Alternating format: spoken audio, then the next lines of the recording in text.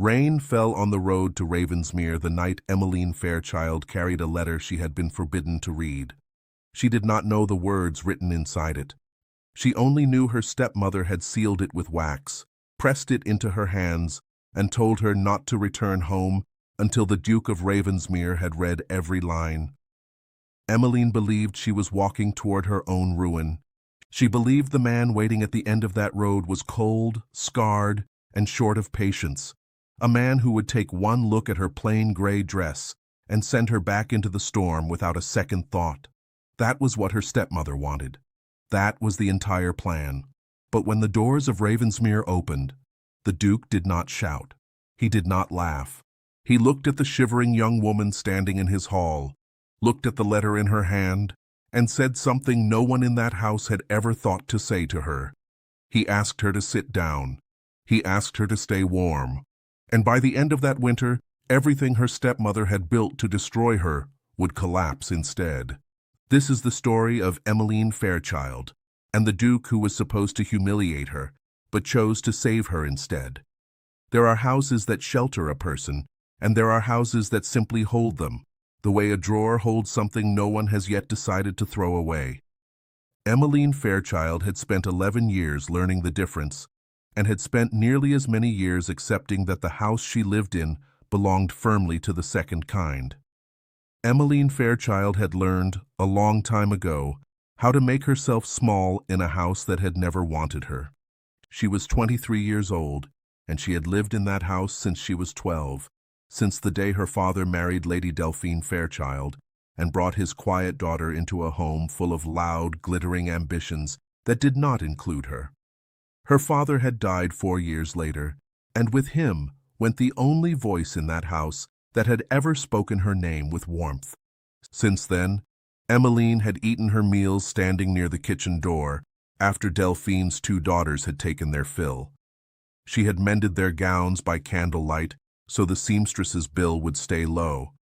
She had kept the household accounts in a small leather book she hid beneath a loose floorboard, because Delphine could not be bothered with numbers and needed someone quiet and useful to manage them for her. Useful.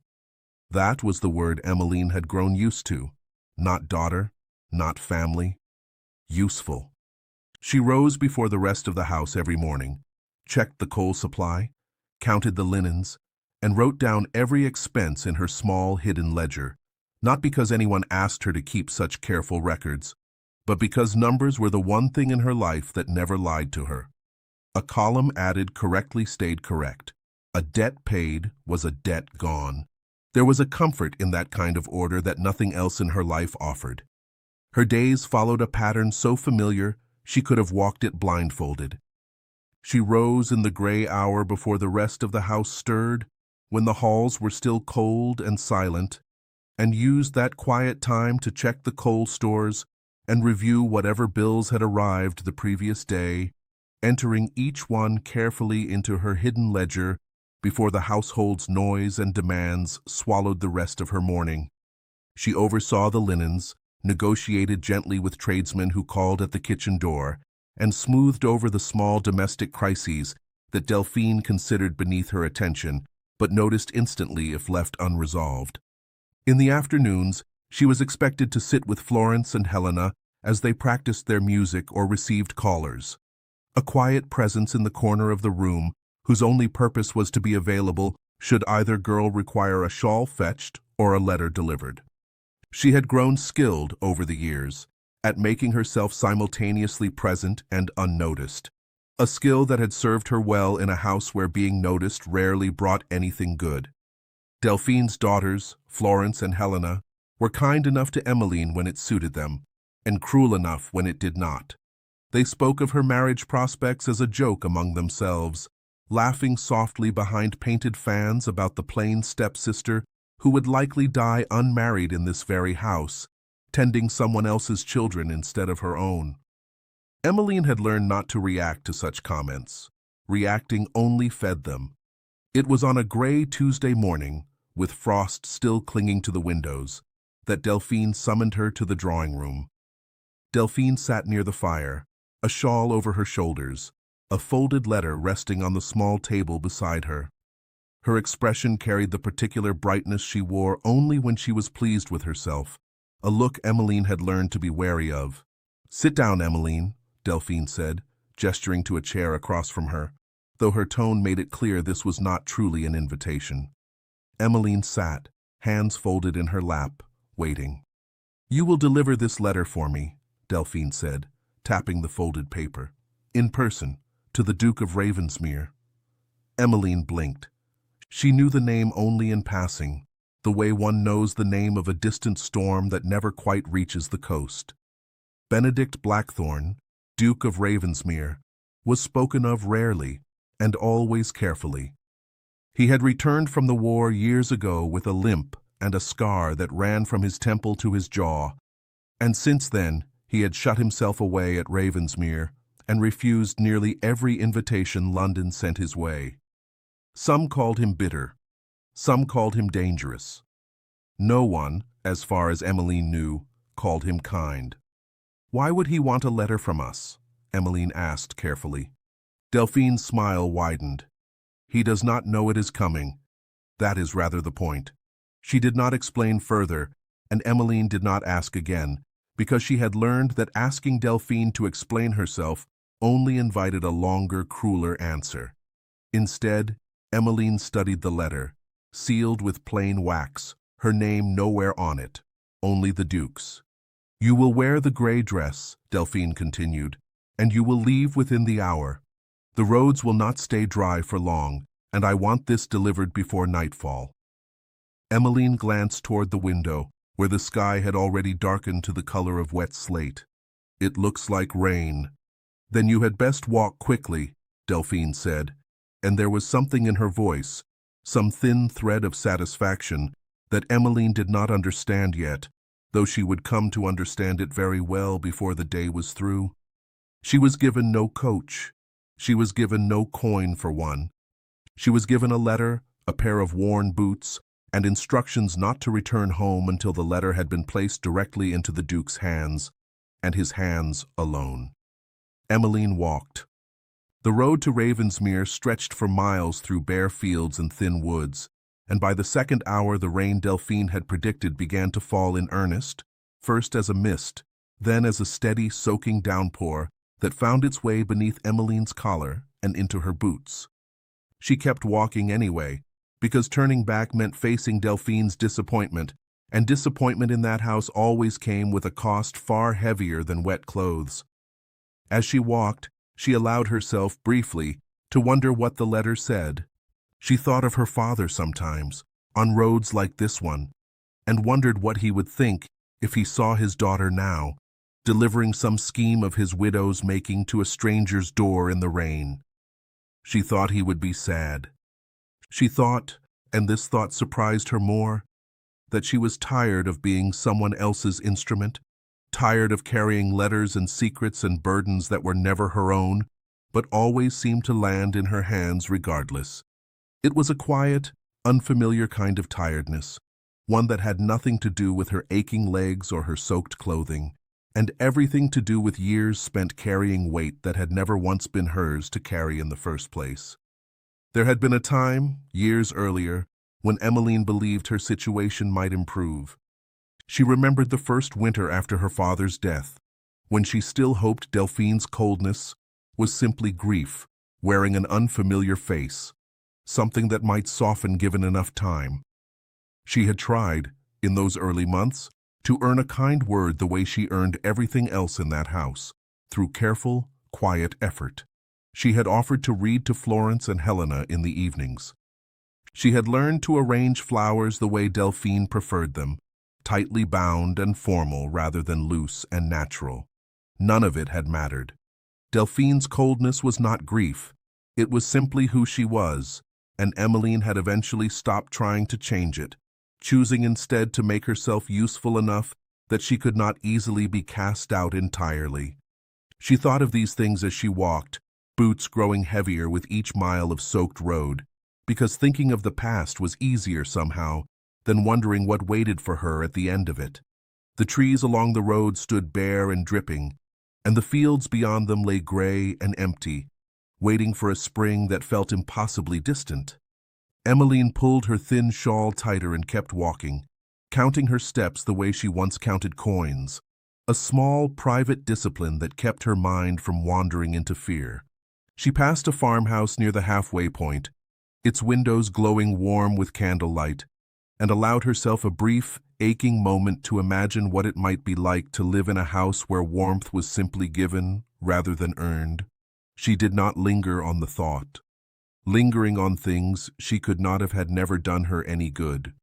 Her feet ached long before the second mile ended, and her shawl, thin to begin with, had long since soaked through completely, offering little protection against the wind that swept across the open fields. She thought briefly and without much hope of turning back, of facing whatever punishment Delphine might invent for a failed errand, rather than continuing on toward a fate she could not begin to guess at. But turning back meant admitting weakness in a house that had never once forgiven her for showing any, and so she kept walking, one careful step after another, the letter held close against her chest, as though her own body might shield it from the worst of the rain. By the time Ravensmere's gates came into view, dusk had fully claimed the sky, and Emmeline's hands had gone numb around the letter she still carried, its wax seal unbroken, its contents entirely unknown to her, though she carried, without knowing it, the very instrument of a plan built with one purpose only, to humiliate her so completely that no respectable family in England would ever consider her again, clearing the path entirely for Florence's approaching engagement season.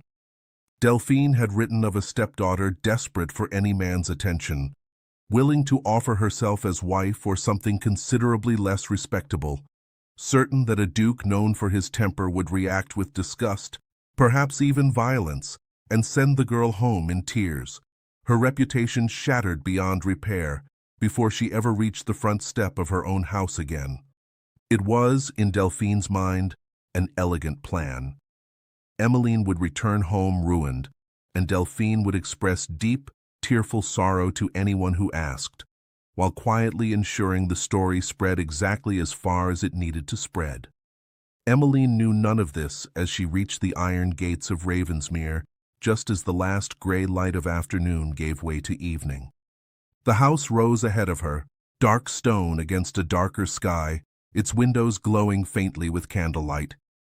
It looked to Emmeline less like a home and more like a fortress, and she stood at the gate for a long moment, rain running down her face, gathering whatever courage remained in her before she lifted the heavy iron ring and let it fall against the door. She did not know, standing there soaked and shivering, that the man who answered would change the entire shape of her life. She only knew she was cold and tired, and that whatever waited behind that door could not possibly be worse than the house she had just left. She was wrong. It was nothing like she expected. The door was answered not by the Duke himself, but by an older man with kind, watchful eyes and a posture that spoke of decades of quiet service. This was Gideon Marlowe, butler of Ravensmere, and the first person in that house to look at Emmeline and see, immediately, that something was wrong. "Miss," he said, taking in her soaked dress, her trembling hands, the way she gripped the letter as though it were the only solid thing left in her world. "Come in out of the rain." "I've come to deliver a letter," Emmeline said, her voice unsteady from cold. "To the Duke, directly to him, I was told." Gideon studied her a moment longer, then stepped aside to let her in, calling for a maid to bring dry linens, even as he led Emmeline toward the study, where a fire burned low and steady. Benedict Blackthorn stood near that fire when they entered, and Emmeline's first thought, despite everything Delphine had told her to expect, was not of fear. He was tall, and the scar along his jaw was visible even in the dim light, but what struck her more was the stillness of him, the way he seemed to take up the room not with noise, but with a quiet, contained weight. He turned at the sound of the door, and his eyes went first not to her face, but to the state of her, drenched through, lips pale from cold. "Your Grace," Gideon said, "this young woman says she has a letter for you, delivered in person, as instructed."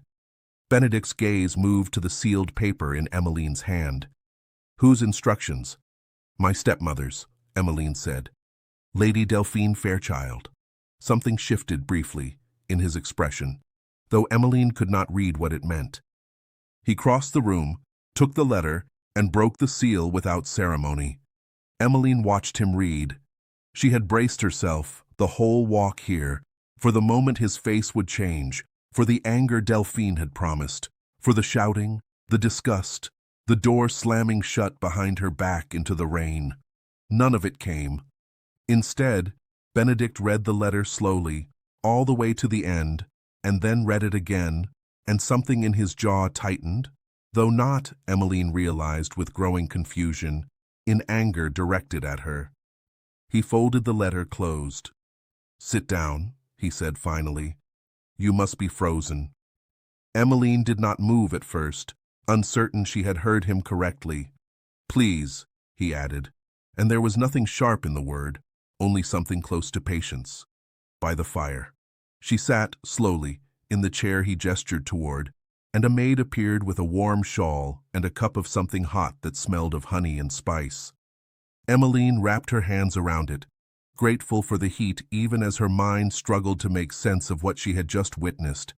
A stranger who had read a letter meant to provoke him, and had responded instead by offering her a chair.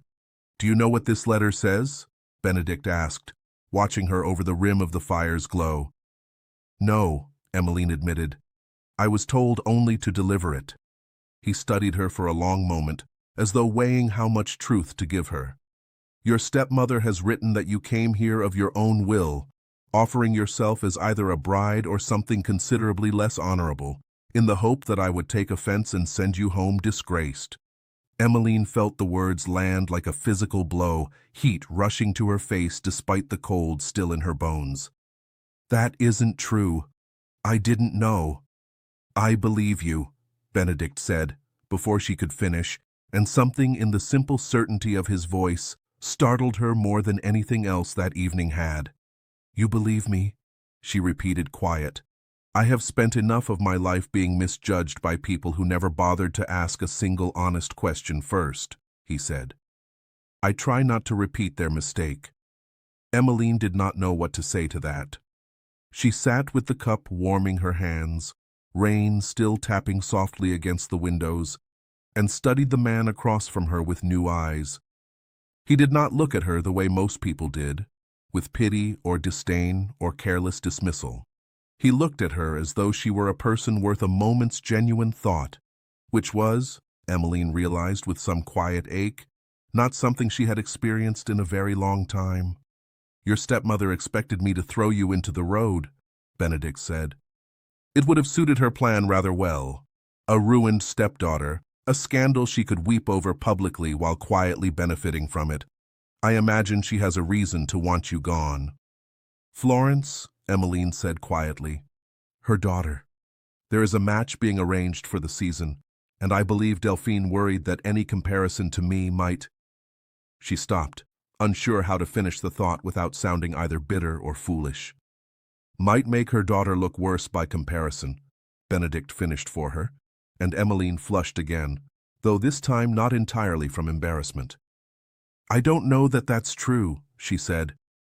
I think you know it rather well, Benedict said, not unkindly.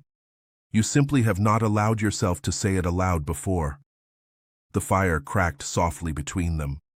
Emmeline looked down at the cup in her hands, turning it slowly, unused to being seen so plainly by anyone, let alone a stranger she had walked miles through freezing rain to meet. You cannot return home tonight, Benedict said after a moment. The roads will be worse before they're better, and I won't send anyone out in this weather, regardless of the circumstances that brought them here. I couldn't impose. You are not imposing, he said. You are staying the night, in a warm room, with a proper meal, and in the morning, we will decide what comes next. Emmeline wanted to protest further, some old, worn instinct in her insisting she did not deserve such simple kindness, that there must be some cost hidden in it she had not yet discovered. But the fire was warm, and the rain outside was heavier now, and for the first time in longer than she could remember, she allowed herself to accept comfort without immediately searching for its price. Supper was served in a smaller dining room rather than the grand hall Emmeline had glimpsed on her way through the house, and she suspected, though she did not ask, that Benedict had chosen it deliberately, understanding that a room built for state dinners and important guests would only have made a frightened, soaked young woman feel smaller than she already did. The meal was simple but plentiful: roasted fowl and warm bread and a soup thick enough to settle the last of the cold still clinging to her bones, and Emmeline found herself, halfway through it, laughing quietly at something Bates said about the cook's long-running feud with the head gardener over the proper use of the kitchen herbs. Benedict watched her laugh with an expression she could not fully read, something quiet and considering behind his eyes, though he said nothing of it at the time. "You are not what I expected. When Marlowe told me a young woman stood soaked at my door with a letter," he said instead, once the plates had been cleared. "What did you expect?" Emmeline asked.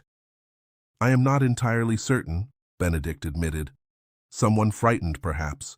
Someone who might weep or plead, or demand I read the letter aloud so she might defend herself against whatever it contained.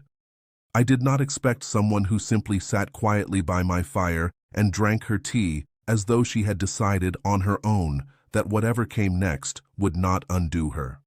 "I have had a great deal of practice not being undone," Emmeline said, and though she meant it lightly, something in her voice must have carried more weight than she intended, because Benedict's expression shifted, softened, into something almost sorrowful on her behalf.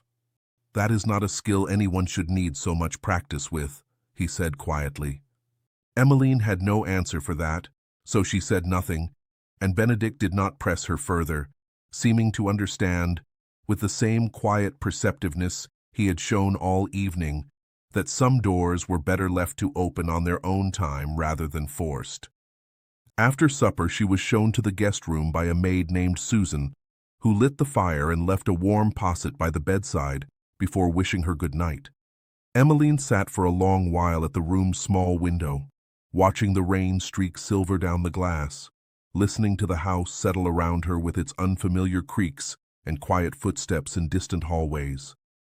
She thought of Delphine, likely already imagining her stepdaughter turned out into the storm, perhaps already composing the sorrowful expression she would wear when the story reached London's drawing rooms.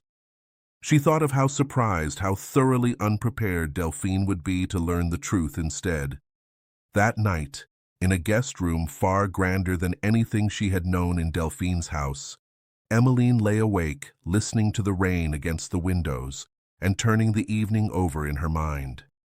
She thought of Benedict's stillness, the careful weight of his attention, the way he had said, "I believe you," as though it cost him nothing at all to offer her that much. She did not yet know that the letter in his study would be answered before the week was through, in words carefully chosen to unravel every thread of Delphine's plan. She did not know that within a fortnight she would be offered a position no woman in her circumstances had any right to expect. She only knew, drifting finally towards sleep, that she had walked to Ravensmere expecting ruin, and had instead been offered a chair by the fire. It was the first kindness in years that had asked nothing of her in return. She would not fully trust it, not yet, but it was a beginning. She thought, before sleep finally claimed her, of the particular way Benedict had looked at her across the fire, not with pity, not with the careless dismissal she had grown so used to, but with a quiet, steady attention that made her feel, for the first time in longer than she could measure, like a person whose presence in a room was genuinely welcome rather than merely tolerated. She did not yet have the courage to name what stirred in her at that thought. She simply let it settle, warm and unfamiliar, somewhere beneath the careful walls she had spent years building, and allowed herself, for one night at least, to rest without bracing for whatever the morning might bring. Morning came clear and cold, sunlight breaking thin and pale through the clouds Delphine's storm had left behind.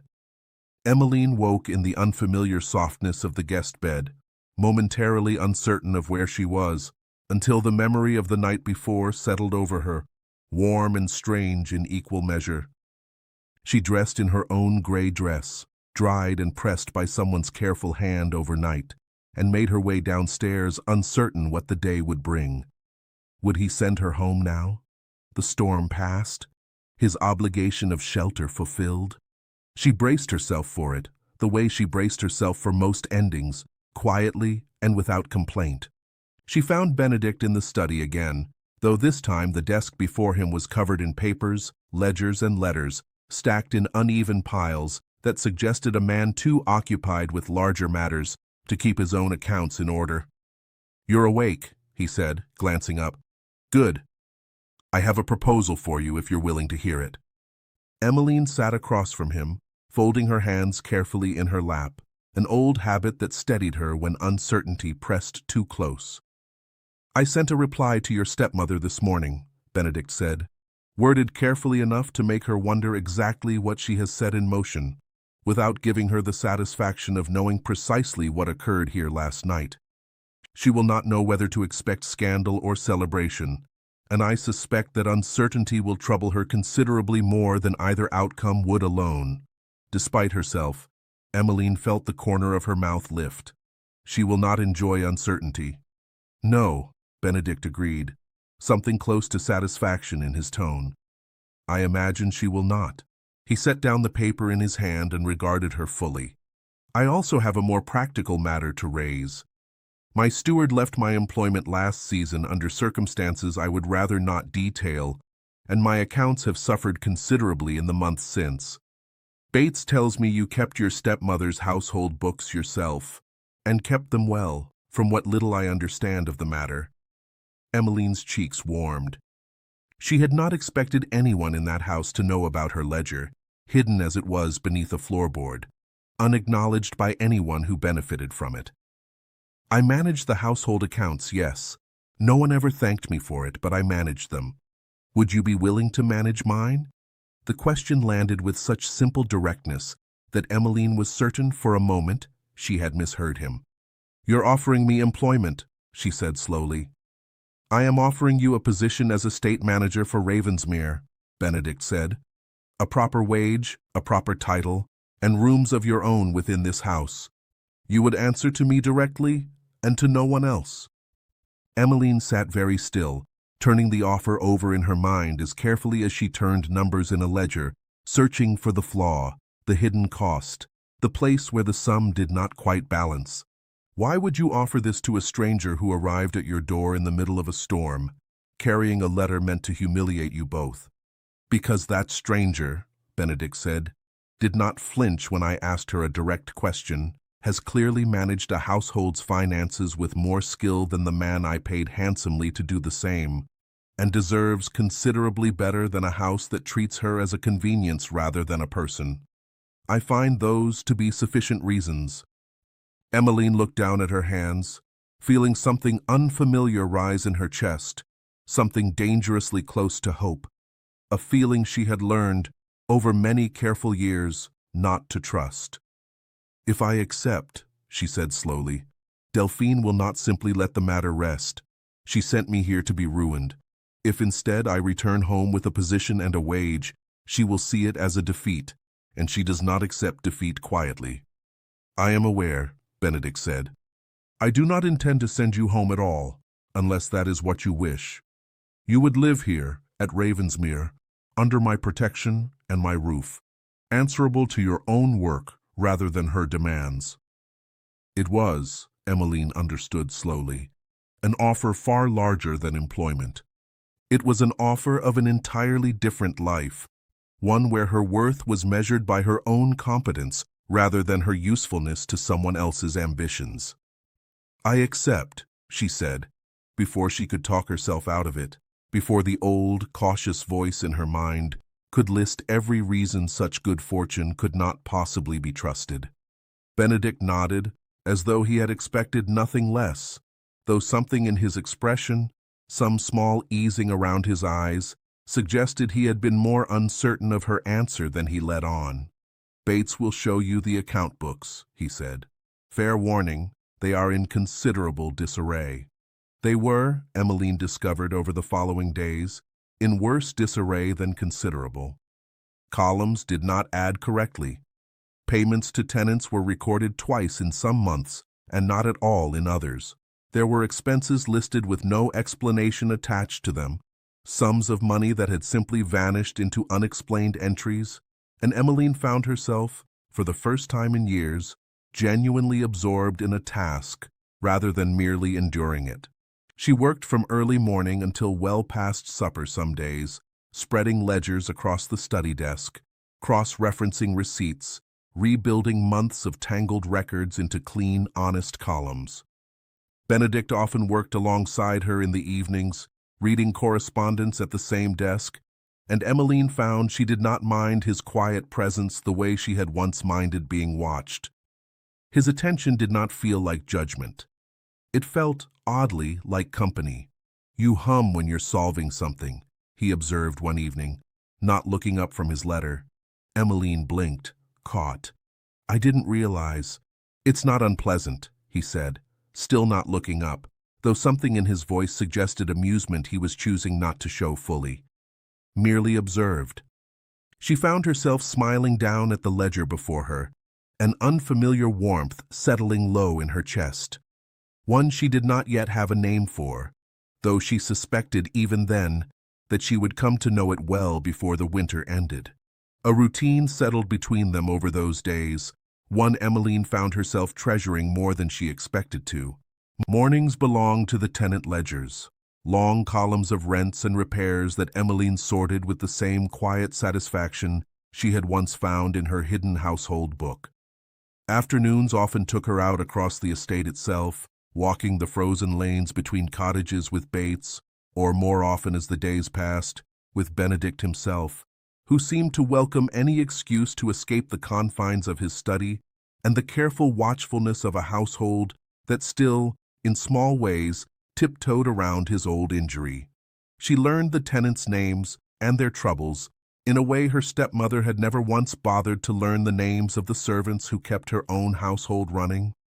She learned that old Mrs. Colby's roof leaked worse each winter, that the Pruitt family had lost 2 lambs to the cold and could ill afford the loss, that young Thomas Higgins, son of the very tenant whose payment record would soon trouble her, was hoping to apprentice with a blacksmith in the nearby village if his family could spare the fee. "You ask a great many questions," Benedict observed one afternoon, as they walked back toward the house beneath a sky heavy with the promise of more snow.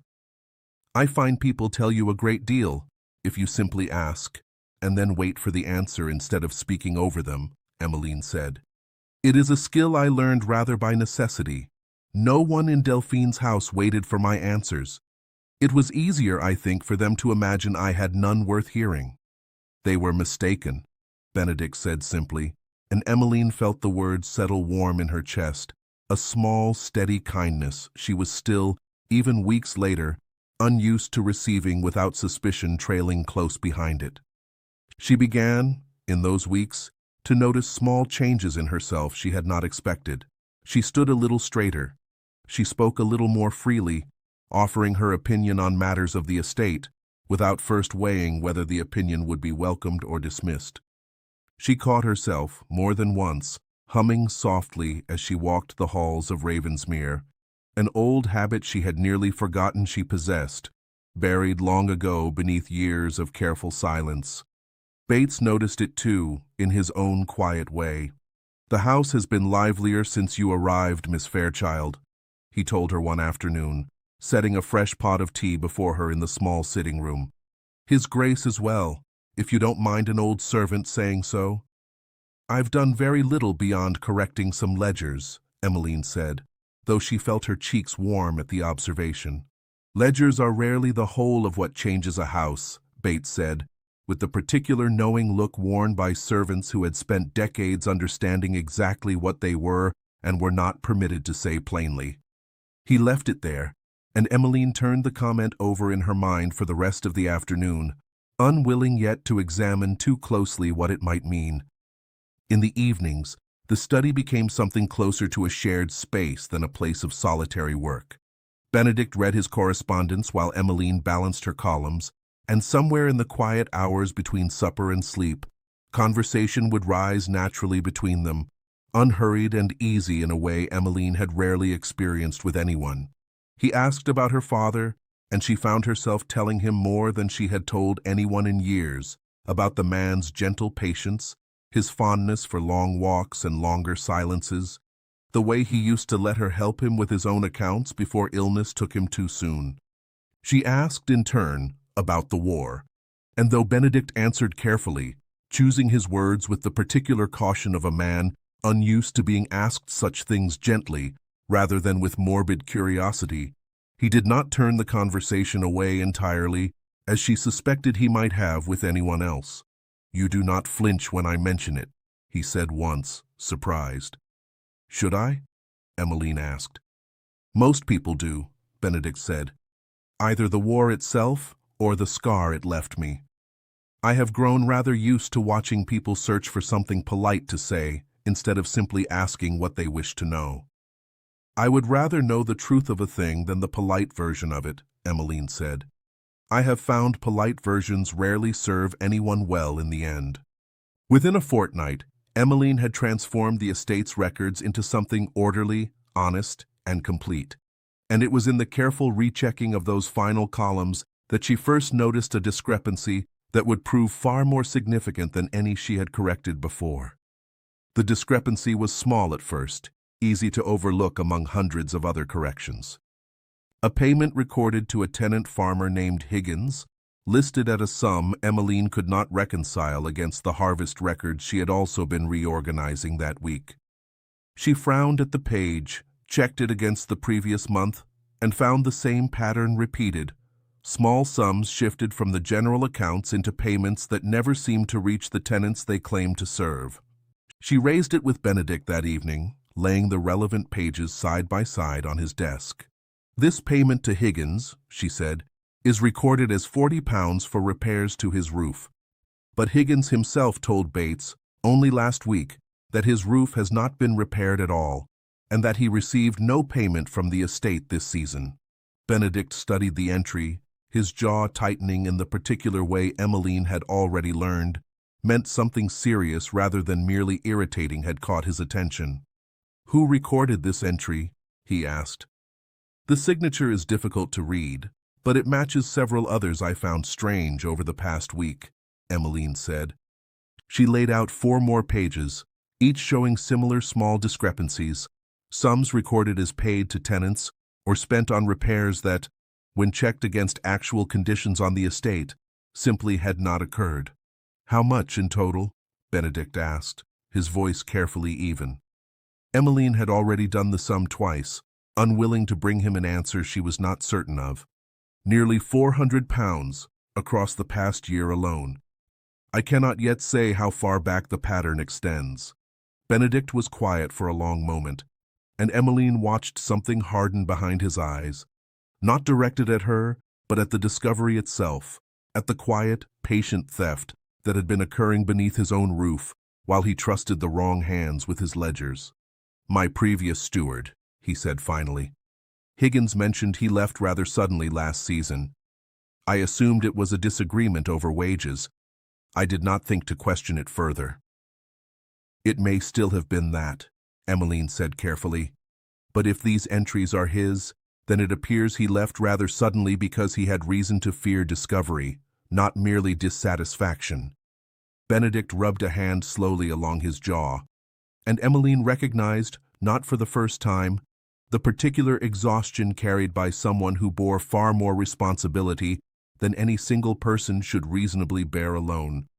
Ravensmere was vast, its tenants many, and a duke scarred by war and burdened by a title he had never wanted could not attend to every column of every ledger himself, not while also managing the land, the tenants, and the constant careful defense of his own privacy against a society eager to pick apart every choice he made. "You've done in a fortnight what I failed to notice in a year," he said quietly. "You had reason to trust the man keeping your accounts," Emmeline said. "That is not a failure. It is simply the ordinary cost of trusting people. And yet you found it within days of arriving." "I have spent a great many years learning to notice small things," Emmeline said, quiet but steady. "It was, for a long time, the only power I had. Numbers do not lie the way people do. If you look closely enough, they will always tell you the truth eventually. She had learned to notice small things because small things had once been the only warning she ever received before larger troubles arrived in Delphine's house. A shift in her stepmother's tone, a particular tightness around her mouth, a silence held a beat too long before some new demand was made. She had carried that same careful watchfulness with her to Ravensmere without meaning to, and found, somewhat to her own surprise, that it had finally found a purpose that served someone other than her own quiet survival. It felt, in a strange and welcome way, like a skill finally allowed to rest in the open, rather than remain hidden beneath years of careful, quiet self-protection. Something in Benedict's expression shifted then, softened, as he looked at her not simply as an employee who had solved a practical problem, but as a person who had survived years of careful, quiet vigilance simply to protect herself, and had turned that same vigilance, without hesitation, toward protecting him instead. "I will have Bates locate the former steward," Benedict said. "Quietly, for now. I would rather understand the full extent of this before deciding how to proceed." "That seems wise," Emmeline agreed. He looked at her a moment longer than the conversation strictly required, and Emmeline felt the weight of that look settle warm across her skin, though neither of them spoke of it directly. "Thank you," Benedict said finally. "Not simply for the ledgers, for not assuming I would prefer comfortable ignorance to an uncomfortable truth."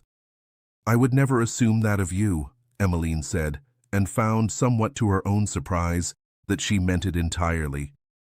Over the following days, the missing steward was located 2 counties away, living comfortably on funds Benedict had never approved, and the matter was resolved quietly.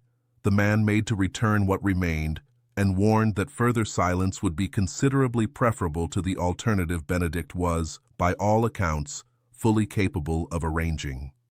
In the days before the former steward was located, Emmeline found herself returning again and again to the older ledgers, tracing the pattern further back than she had first suspected, uncovering small, careful thefts stretching across nearly 3 years rather than 1. Each discovery brought with it a fresh, quiet anger on Benedict's behalf, though she noticed, working late into those evenings, that her anger seemed to trouble him less than the plain fact of her diligence did. "You need not stay up so late over this," he told her one night, finding her still bent over the desk long after the rest of the house had gone quiet. "The man is already found. The matter will be resolved regardless of whether you finish tonight or tomorrow." "I know," Emmeline said, not looking up. "I would simply rather understand the whole of it than leave any part uncertain. Uncertainty has never suited me well." Benedict pulled a second chair close to the desk and sat, taking up one of the ledgers himself, and together they worked in companionable silence until the fire burned low, Emmeline explaining each entry as she found it, Benedict listening with genuine interest rather than the polite patience she half expected. "You could have simply told me the sum and left the details to Bates," Benedict said eventually, setting the ledger aside. "I could have," Emmeline agreed. "But I think you would rather understand exactly what was taken from you, and how, than simply be told a number and asked to trust it. You understand me rather well already," he said quietly, and there was something in the way he said it, warm and slightly unguarded, that made Emmeline's pulse quicken in a way she chose not to examine too closely that night. Emmeline traveled with Bates to speak with several of the affected tenants once the pattern of theft became clear, wanting to see for herself exactly how the missing funds had touched their lives, rather than simply correcting the numbers on a page and considering the matter closed.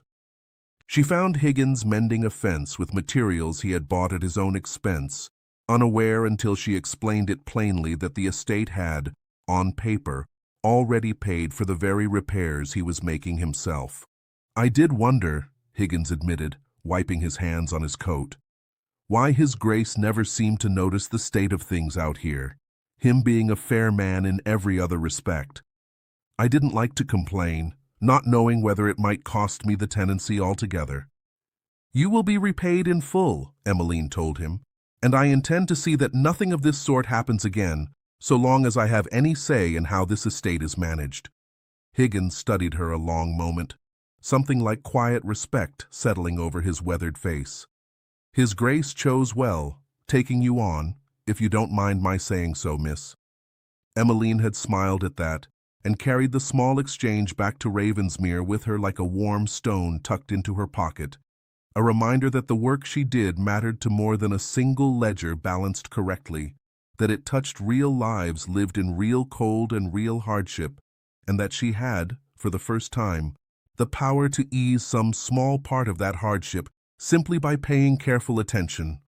When the former steward was finally located and the funds recovered, Bates reported the matter resolved with the particular satisfaction of someone who had served the estate long enough to feel its wounds as his own. Benedict thanked Emmeline plainly, without excessive ceremony, in a way that nonetheless left her feeling more genuinely valued than any elaborate gratitude might have. But the discovery changed something more lasting between Emmeline and Benedict than the simple recovery of stolen funds. It had shown them both, clearly and without argument needed, exactly how well they worked together, how naturally her careful precision matched his quiet, deliberate strength, how much easier the burdens of Ravensmere became when carried by two people instead of one. Emmeline found herself, in the weeks that followed, no longer counting the days until some inevitable end to her welcome there. She found herself, instead, beginning to imagine a future she had never previously allowed herself to want. It frightened her a little how easily that wanting had taken root. Winter deepened at Ravensmere, and with it came a quieter rhythm to Emmeline's days, one built less around correcting old mistakes and more around simply living alongside a man she was beginning, slowly and against every careful instinct she possessed, to care for far beyond what any position of employment required. She noticed in those weeks the small signs of the pain Benedict carried, though he never spoke of it directly. The way his steps grew heavier by evening, his old injury from the war aching worse in the cold months. The way he sometimes pressed a hand briefly against his leg when he thought no one was watching, jaw tight against whatever discomfort passed through him. There were other signs, too, smaller ones, that Emmeline noticed only because she had spent a lifetime learning to read the people around her carefully, searching for the truth beneath whatever face they chose to show the world. She noticed how Benedict avoided the west staircase, favoring the longer route through the gallery instead, and guessed correctly, though she never asked directly, that the steep, narrow steps troubled his leg more than he wished anyone to see. She noticed how he grew quieter on the anniversary of a date she did not yet know the meaning of, staring longer than usual into the fire, his thoughts clearly carried somewhere far from Ravensmere. She did not press him on these things. She had learned, in her own life, how much a person could resent being pressed toward wounds they were not yet ready to show, and she offered him instead the same quiet patience she wished someone had once offered her, simply staying near, simply making herself available should he ever wish to speak of it. It was Bates, eventually, who mentioned it to her plainly, over tea in the small sitting room Emmeline had claimed as her own quiet corner of the house. His Grace suffered greatly at Salamanca, Bates said. The wound healed poorly, and the cold months are always harder on him than he lets anyone see. He would rather endure it silently than admit weakness to anyone, myself included, though I've served him long enough to know the signs regardless. That evening, Emmeline found Benedict in the study later than usual, a hand pressed against his leg as he stared into the fire. Unaware, she stood in the doorway. "You're in pain," she said quietly, not a question. Benedict startled slightly, straightening, the careful composure he usually wore settling back over his features almost immediately. "It's nothing worth mentioning." "I disagree," Emmeline said, stepping fully into the room. "Bates tells me the cold worsens it considerably. There are remedies for that, you know, simple ones." "I am not accustomed to being fussed over," Benedict said, though there was no real resistance in his voice, only the tired wariness of a man unused to anyone caring enough to notice. "Then consider this practical rather than fussing," Emmeline said, already moving toward the small kitchen off the study, returning minutes later with a heated brick wrapped carefully in cloth. "Heat draws the ache out, or so my old nurse always insisted, and she was rarely wrong about such things." She knelt, without waiting for permission, and pressed the warm cloth gently against his leg, and Benedict went very still beneath her hands, watching her with an expression she could not quite read. Something between surprise and a quiet, unguarded gratitude he seemed unused to expressing. "You don't have to do this," he said quietly. "I know," Emmeline said, not looking up from her work. "I want to." The fire crackled softly, and for a long while neither of them spoke, the silence between them warm rather than uncomfortable, filled with something neither was yet ready to name aloud.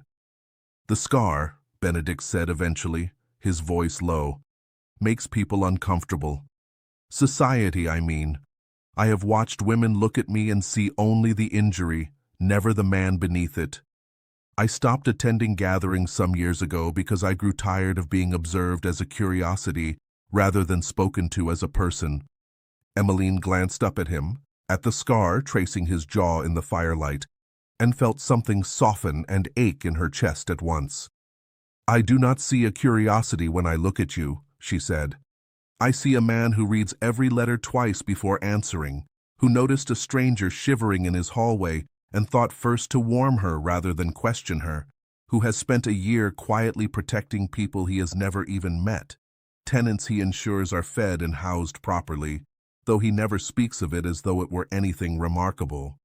Benedict looked at her then with an intensity that made her breath catch slightly, something raw and unguarded passing behind his eyes. "You see rather a lot," he said quietly. "I have had a great deal of practice noticing people others overlook," Emmeline said. "Perhaps because I understand, rather well, what it feels like to be overlooked myself." He reached out then, slowly, as though giving her every opportunity to withdraw, and brushed a strand of hair back from her face, his fingers warm against her cold cheek. Emmeline did not withdraw. She leaned instead, slightly into the touch, something in her chest unfurling after years of careful, guarded stillness. The firelight caught the edges of his face, softening the scar rather than hiding it, and Emmeline found she wanted, more than anything in that quiet moment, to close the small distance still left between them. She had spent so long guarding every part of herself against exactly this kind of wanting, certain it could only end in disappointment or loss, and yet here, in this warm room with this careful, steady man, the old fear felt strangely distant, easy to set aside. "Emmeline," he said, her name low and careful in his voice, as though it were something precious he was only just learning to hold properly. "Yes," she said, though she was not entirely certain, in that moment, what question she was answering. He kissed her then, gently, a question more than a claim, and Emmeline answered it fully, her hand rising to rest against his jaw, against the scar she had told him. Truthfully, she did not fear. The kiss deepened slowly, warm and unhurried, carrying within it every careful week of quiet trust they had built between them since that first rainy night at his door.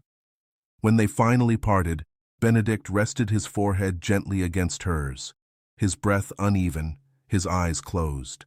"I did not expect this," he admitted quietly. "I did not expect you." "Nor I, you," Emmeline said softly. They did not speak further that night of what the kiss might mean for their future, both of them aware, without needing to say it aloud, that Delphine's silence since Benedict's careful reply had not been the end of the matter, only a pause before whatever came next. But in the warmth of that study, with the fire low and steady, and Benedict's hand resting gently over hers, Emmeline allowed herself, fully and without reservation, to want the future she had glimpsed. She allowed herself to imagine staying at Ravensmere, not merely as an employee protected from her stepmother's cruelty, but as something far closer to a partner, a companion, perhaps even though the words still felt too large and fragile to hold fully. Someone loved.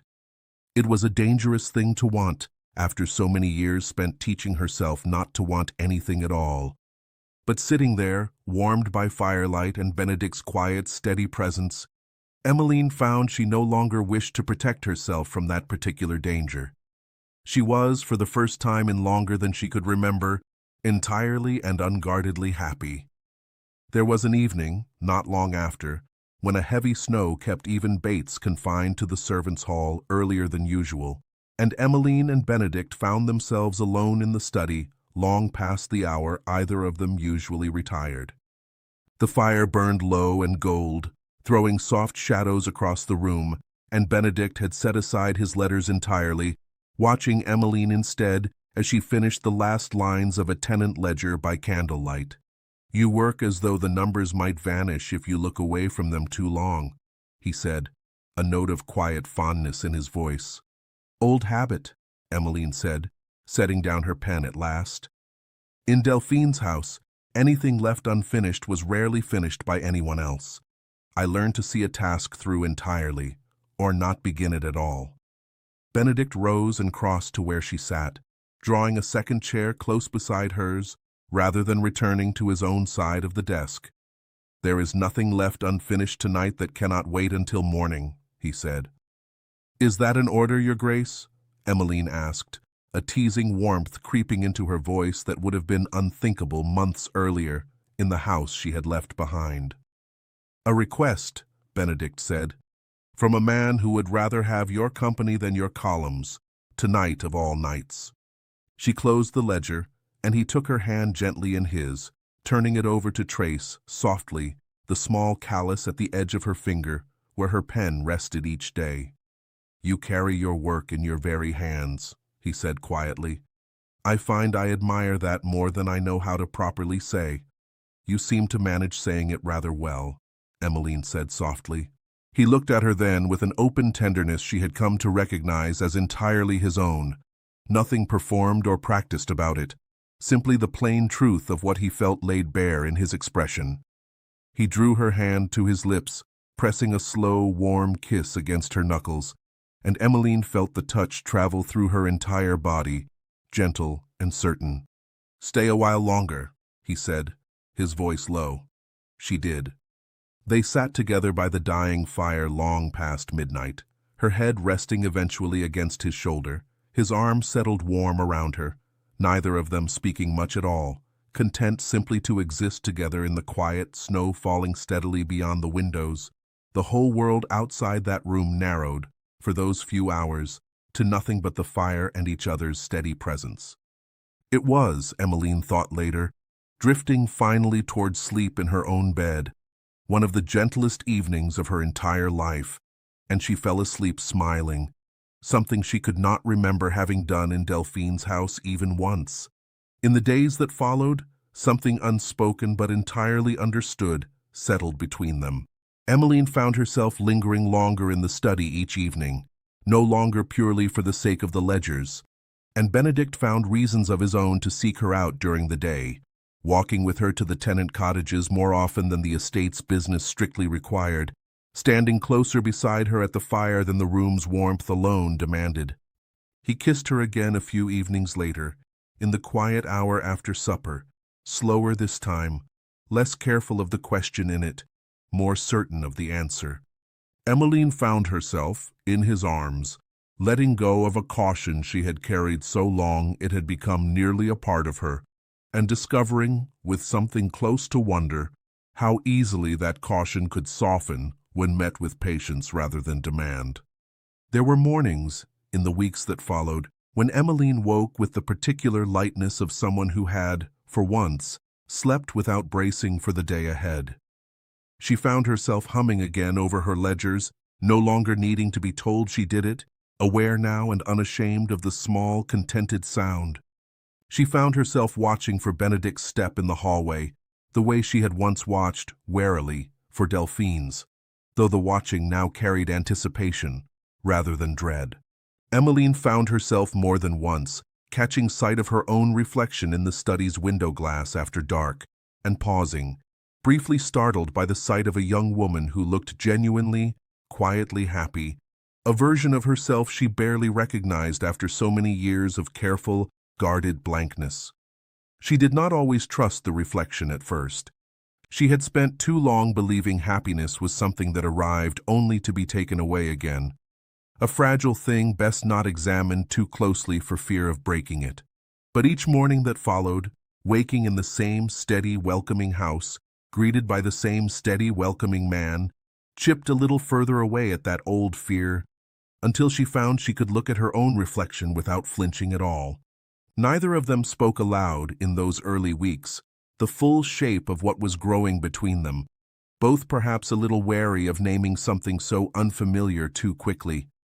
But the warmth was there, steady and unmistakable, in every shared glance across the study desk, every hand that lingered a moment longer than necessary, every quiet evening spent simply existing in each other's company without needing to fill the silence with anything at all.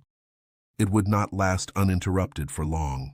Word reached Delphine slowly at first, whispered through the careful channels of London gossip that reliably carried news from one drawing room to another within a matter of days. Emmeline Fairchild, it was said, had not returned home ruined at all.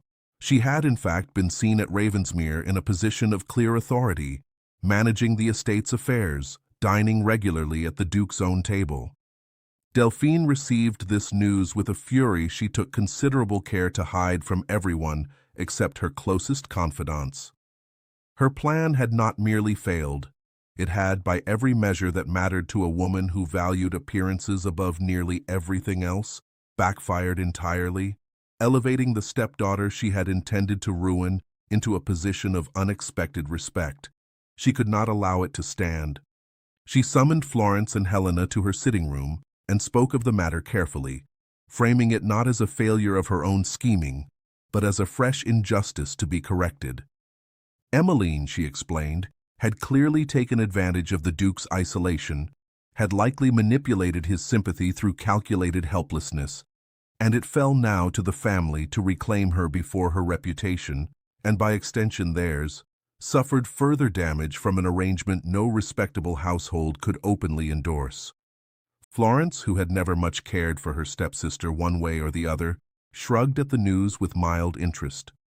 Helena, younger and somewhat more thoughtful than her mother gave her credit for, asked quietly whether it was truly so terrible a thing if Emmeline had found a position where she was treated well. Delphine dismissed the question with the particular sharpness she reserved for anything that threatened to complicate a plan already decided upon, and the matter was closed. She spent the following days composing careful letters to acquaintances in London, planting the seeds of a story in which she herself appeared the wronged party, a grieving mother whose stepdaughter had abandoned proper conduct entirely for the questionable comforts of a reclusive duke's household. She did not yet know how much Benedict had already learned of her own finances, nor how thoroughly her plan to shame Emmeline had already unraveled beyond any repair a clever letter might offer. Delphine arrived at Ravensmere on a bitter afternoon in late winter, unannounced, her carriage sweeping up the drive with the particular arrogance of a woman who believed her arrival alone entitled her to whatever welcome she demanded. Gideon Marlowe met her at the door with careful, unhurried politeness, informing her that his grace was occupied and would receive her only once his schedule permitted, a delay Delphine accepted with visible impatience as she was shown to a sitting room to wait. Emmeline learned of her stepmother's arrival from a maid who found her in the study and felt the old, familiar tightness return briefly to her chest before she forced it back down, reminding herself carefully of everything that had changed since the last time she had stood in a room with Delphine. "You do not have to see her," Benedict said, watching her carefully as she prepared to leave the study. "I can manage the matter myself." "I know," Emmeline said, "but I would rather face her directly than let her believe, even for a moment, that I am still afraid to." Benedict studied her a long moment, something like pride settling into his expression, and nodded. "Then we will face her together." They found Delphine in the sitting room, seated with the particular rigid composure of a woman preparing for battle, her expression arranging itself into practiced sorrow the moment she saw Emmeline enter. "Emmeline," Delphine said, rising, her voice carrying the false warmth she had always reserved for audiences she needed to convince. "I have been so worried. You disappeared from home entirely, with no word, no explanation. I feared the very worst had happened to you." "You knew exactly where I was," Emmeline said quietly. "You sent me here yourself." Delphine's expression flickered briefly before smoothing back into wounded concern. "I sent you with a letter, dear, not with instructions to abandon your family entirely and take up residence in a stranger's house, unmarried and unchaperoned. Do you have any idea how this appears?" "It appears," Benedict said, stepping forward, his voice calm and utterly unshaken. "Exactly as it is. Miss Fairchild is employed here as my estate manager, a position she has filled with considerably more skill and honesty than the man who held it before her. She resides here under my full protection, with proper accommodations, and a full staff aware of the arrangement's respectability." "Respectability," Delphine repeated, a thin, brittle laugh escaping her. "Your Grace, forgive me, but the arrangement you describe is precisely the sort that ruins young women's reputations, regardless of how carefully it is worded." "Then perhaps," Benedict said, his voice hardening slightly, "you should consider more carefully the reputation you nearly destroyed when you sent your stepdaughter to my door with a letter designed to provoke exactly the kind of scandal you now claim to fear on her behalf." Delphine's composure cracked, briefly, real anger flashing beneath the careful mask. "I do not know what you believe that letter said, Your Grace, but I assure you—" "I have it still," Benedict interrupted, quiet and even. "Every word of it. I would be happy to have it read aloud, if you believe there is any ambiguity left to argue." The room went very still. Delphine's gaze moved between Benedict and Emmeline, calculating, searching for some remaining advantage, and finding for the first time since Emmeline had known her, none at all. Emmeline listened to her stepmother's voice shift from wounded concern to open irritation, and found, strangely, that the change no longer frightened her the way it once had. There had been a time when Delphine's disapproval could unsettle her for days, could send her retreating into silence and careful obedience for weeks at a stretch. Standing now in Benedict's study, his steady presence beside her rather than some distant comfort she had to imagine for herself, Emmeline realized that she had been slowly building, without quite noticing it happen, a version of herself Delphine had never met before and did not know how to unsettle. "I want her home," Delphine said finally, her voice lower now, stripped of its earlier performance. "Whatever arrangement you believe exists here, it ends today. Emmeline belongs under my roof, under my authority, until a proper match can be arranged for her." "Emmeline is 23, Benedict said. "She requires no one's authority but her own." "She has debts to this family," Delphine snapped, some of her careful composure abandoning her entirely now. "Years of food and shelter provided at my expense, and you would have her abandon that obligation entirely for a position of questionable propriety in your household?" It was Emmeline who answered, before Benedict could, her voice steady in a way that surprised even herself. "I kept your household accounts for years without payment," she said. "I mended gowns I was never given the money to replace my own. I ate what remained after your daughters had taken their fill, and called it fair because I had nowhere else to go. If there is a debt between us, Delphine, I do not believe it runs in the direction you imagine." Delphine stared at her, something close to genuine shock passing across her features, as though she had never once considered the possibility that Emmeline might speak so plainly, might refuse the old, practiced role of quiet obedience she had worn for so many years. "You would choose him," Delphine said finally, "over your own family." "I would choose myself," Emmeline said, for the first time in a very long while. Delphine's gaze sharpened, and for a moment Emmeline feared what threat might come next, some final desperate weapon her stepmother had kept in reserve. She was not wrong to fear it. "Then perhaps," Delphine said slowly, a cold, calculating edge returning to her voice. "You will both be interested to know exactly how deeply in debt this family has fallen, and exactly which creditors hold that debt. Ruin, Your Grace, has a way of spreading rather further than one household when it truly begins." She left shortly after, her threat hanging unspoken but clear in the cold winter air, and Emmeline turned to Benedict, uncertainty flickering briefly across her face. "She means to make good on that," Emmeline said quietly. "I do not doubt it," Benedict said. His expression, however, carried none of the concern Emmeline expected. Instead, something close to quiet determination settled over his features, the look of someone who had already begun considering, days before this confrontation ever occurred, exactly how far he was willing to go to protect what mattered to him. "There is something I have not yet told you," he said. Emmeline sat with that unspoken threat settling heavy in her chest as they walked.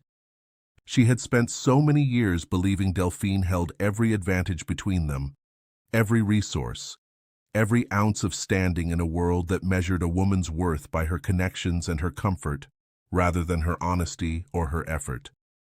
It was strange, she thought, how quickly that old certainty had begun to crack in the weeks since her arrival at Ravensmere, replaced slowly by a steadiness she had never once been permitted to feel in her stepmother's house. She thought of Florence and Helena, briefly, wondering whether either of them understood the full weight of what their mother risked on their behalf, or whether they, too, had simply learned to look away from questions too dangerous to ask aloud. She hoped, for their sake, that whatever came next would not fall too heavily upon them, innocent as they largely were in their mother's schemes. But mostly, walking beside Benedict through the cold corridor back toward the study, Emmeline found herself trusting, more fully than she had trusted anything in a very long while, that whatever answer he was about to offer would be one built on honesty rather than convenience. "I have known for some weeks," Benedict said, leading Emmeline back toward the study, "that your stepmother's finances were considerably less secure than she allows society to believe. It is not difficult to discover such things when one has the right connections and a genuine reason to look." Emmeline followed him, uncertain where this admission was leading. "You investigated her?" "I investigated the source of the letter she sent me," Benedict said. It seemed a reasonable place to begin, understanding why a woman would risk her stepdaughter's reputation so carelessly. "What I found was a household considerably deeper in debt than its appearance suggests, debts owed to several creditors across London, debts your stepmother has been managing, until now, through careful delay and considerable charm rather than actual payment." He crossed to his desk, retrieving a small stack of papers, and laid them before Emmeline. "3 weeks ago, I purchased those debts myself. Through intermediaries, she has no reason to suspect we're acting on my behalf." Emmeline stared at the papers, understanding slowly settling over her. "You own her debts." "I do," Benedict said. "Every pound of them. Which means whatever threat she believes she still holds over either of us exists now only because she does not yet know I hold considerably more power over her circumstances than she holds over ours." Emmeline felt something complicated rise in her chest, gratitude tangled together with a lingering unease at the sheer scale of what he had done, quietly, weeks before she had even known to worry over it. "You did this for me," she said. "I did this," Benedict said, "because a woman who would send her own stepdaughter into a stranger's house, hoping for ruin, does not deserve the power to threaten either of us further. I would have done it regardless of what grew between us, though I will admit freely that what has grown between us made the decision considerably easier to make." In the days between Delphine's first visit and her return, Benedict worked closely with his solicitor to ensure every document concerning the purchased debts stood beyond any legal challenge Delphine's own advisors might attempt to raise. He spent long hours away from the study during this time, and Emmeline, though she trusted him fully, found herself unable to entirely quiet the small worry that had settled in her chest since her stepmother's threat. "You are troubled," Benedict said one evening, finding her staring unseeing at a ledger she had not turned a single page of in nearly an hour. "I keep thinking of what she might do if she feels cornered enough," Emmeline admitted. "Delphine has never been a woman who accepts defeat gracefully. I have seen her turn desperation into cruelty before, and I would rather know what to expect than be surprised by it." Benedict sat beside her, taking her hand gently in his. "Whatever she attempts, she will find no ground left to stand on. I have made certain of that, thoroughly and carefully, precisely because I understand as well as you do what desperation can drive a person to do." "You have done a great deal on my behalf," Emmeline said quietly. "More than I know how to properly thank you for." "You mistake the matter," Benedict said. "I have done this as much for myself as for you. I find I am no longer willing to share a house, even distantly through family connection, with someone who would use another person so carelessly for her own gain. This is not solely a gift to you, Emmeline. It is a line I have drawn for my own sake as much as yours." She rested her head against his shoulder, and they sat together a long while in the quiet study, the weight of the coming confrontation easing, slowly, into something she felt she could face without fear. Delphine returned 3 days later, this time at Benedict's own summons rather than her own arrival, and the confrontation that followed was considerably shorter than the first. Benedict laid the debt papers before her without preamble, watching the color drain slowly from her face as she understood exactly what she was looking at. "You may continue as you were," Benedict said, "managing your household's appearance of prosperity while I hold every debt beneath it, or you may cease entirely any further attempt to threaten, coerce, or interfere with Miss Fairchild's life, and I will consider extending you reasonable terms for repayment. The choice, Lady Fairchild, is entirely yours, though I would advise considering it carefully." Delphine's hands trembled slightly as she set the papers down, her composure, for the first time since Emmeline had known her, entirely and visibly broken. "You would ruin me," she said quietly. "I would simply stop protecting you from the consequences of choices you made long before you ever wrote that letter," Benedict said. "Whether that constitutes ruin is a matter, I believe, entirely of your own making." Delphine left Ravensmere that afternoon in silence and did not return again, though word reached Emmeline in the following weeks that her stepmother's household had grown considerably more modest, its creditors finally, quietly, satisfied. That evening, with the winter sun setting gold and low over the fields beyond Ravensmere's windows, Benedict found Emmeline in the study, where their story together had first begun, standing near the very chair he had offered her on that first rainy night. "I have been thinking," he said, "about the first evening you arrived here." "As have I," Emmeline said, smiling faintly at the memory. "You expected ruin," Benedict said. "A house that would humiliate you, a stranger who would send you back into the storm without a second thought?" "I did," Emmeline admitted. "I would like," Benedict said, crossing the room toward her, "to offer you something rather different this time." He knelt, slowly, favoring his old injury carefully, and Emmeline's breath caught as understanding settled over her. "I am not offering you rescue," Benedict said, his voice steady despite the vulnerability plain in his expression. "You have proven entirely on your own that you require none.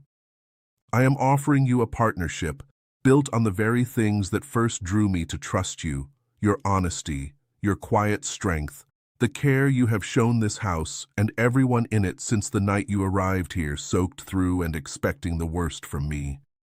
I am asking you to stay, Emmeline, not as my estate manager, but as my wife, if that is something you find yourself wanting as fully as I do." Emmeline felt tears rise, warm and unguarded, and did not try to stop them. "I have spent so many years teaching myself not to want anything beyond survival," she said quietly. "You have taught me, without ever intending to, that wanting more than that is not a danger at all." "Is that a yes?" Benedict asked, something like careful hope breaking through his usual composure. "It is an entire, complete yes," Emmeline said, and pulled him gently to his feet, meeting him in a kiss that carried within it every quiet week of trust they had built together since that first rainy night. Every ledger corrected, every truth spoken plainly, every moment either of them had chosen honesty over the easier comfort of silence. The weeks between the proposal and the wedding passed in a warmth Emmeline had never once believed her life capable of holding. She wrote to Helena briefly to share the news, uncertain whether her stepsister would receive it kindly, and was quietly moved when Helena's reply arrived within days, full of genuine, unguarded happiness on her behalf, along with a small, carefully worded apology for years of silence Helena had never quite known how to break on her own. Bates oversaw the small preparations with the same steady care he brought to everything at Ravensmere, and the tenants Emmeline had come to know so well over the winter offered their own quiet congratulations whenever she passed through the village. Old Mrs. Colby pressing a small embroidered handkerchief into her hands with fierce, tearful pride. Young Thomas Higgins grinning at her from the blacksmith's doorway as though she had personally handed him his entire future rather than simply noticed he deserved the chance to build it himself. Emmeline found, in those weeks, that she no longer flinched at happiness the way she once had, no longer waited for some hidden cost to reveal itself beneath every kindness offered to her. She allowed herself, fully and without reservation, to simply be glad. They married 3 weeks later, in the small private chapel at Ravensmere, with only Bates, a handful of trusted tenants, and the quiet winter light as witnesses. Emmeline wore no grand gown, no borrowed jewels, only a simple dress and a chair-shaped brooch Benedict had commissioned specially, a private joke between them that no one else needed to understand.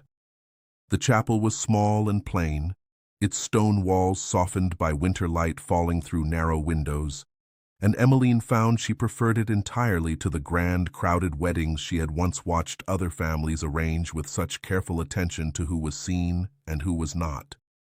There was no audience here to perform for, no careful calculation of which guests might elevate the family's standing.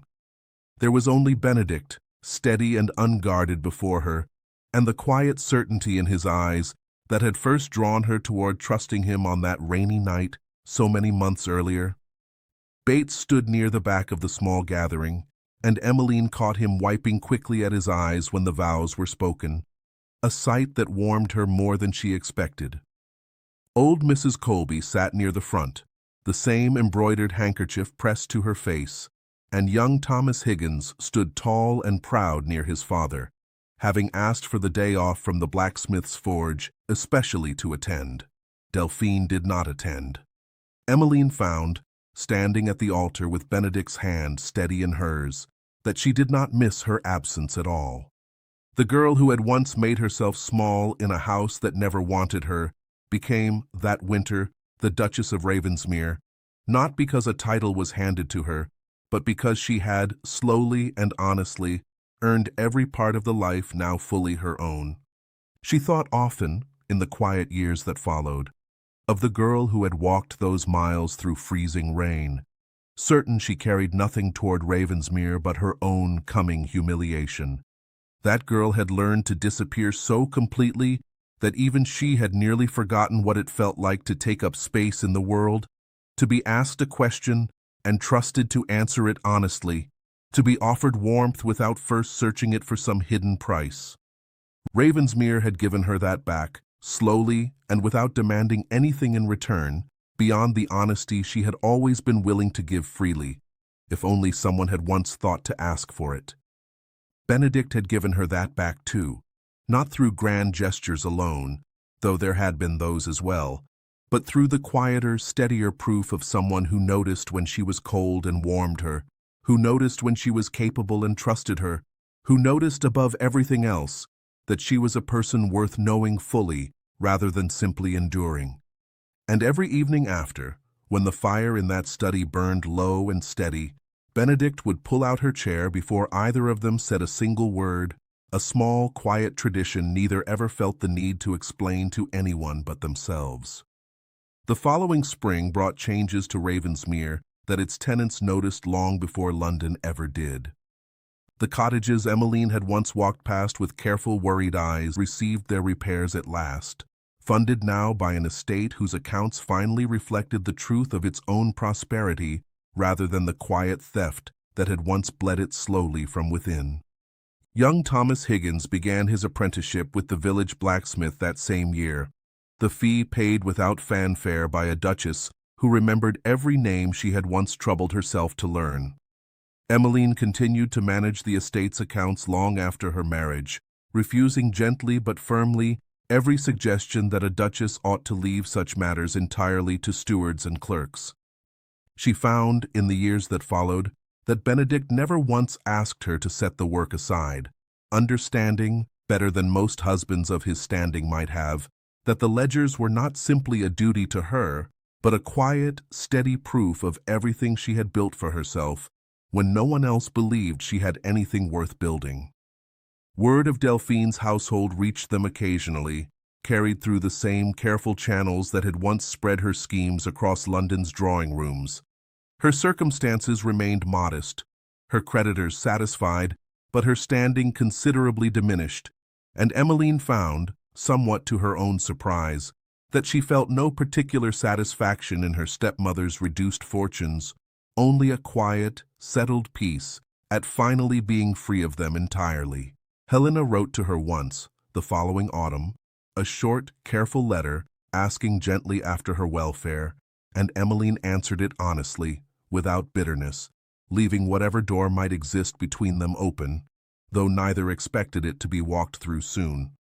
Benedict's leg never fully healed, and some winters remained harder on him than others, but he no longer suffered them silently, no longer pressed a hand quietly against his pain and said nothing of it to anyone.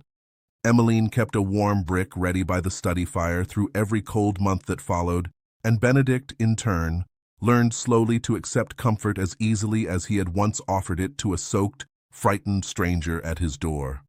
They did not attend many grand gatherings, even after their marriage, both of them content with the quiet life they had built together at Ravensmere. Though on the rare occasions society did draw them out, Emmeline noticed with quiet pride how Benedict no longer flinched from the curious glances his scar sometimes drew, no longer retreated from rooms the way he once had. He stood taller beside her, steadier, a man who had finally been seen fully by someone who never once looked away.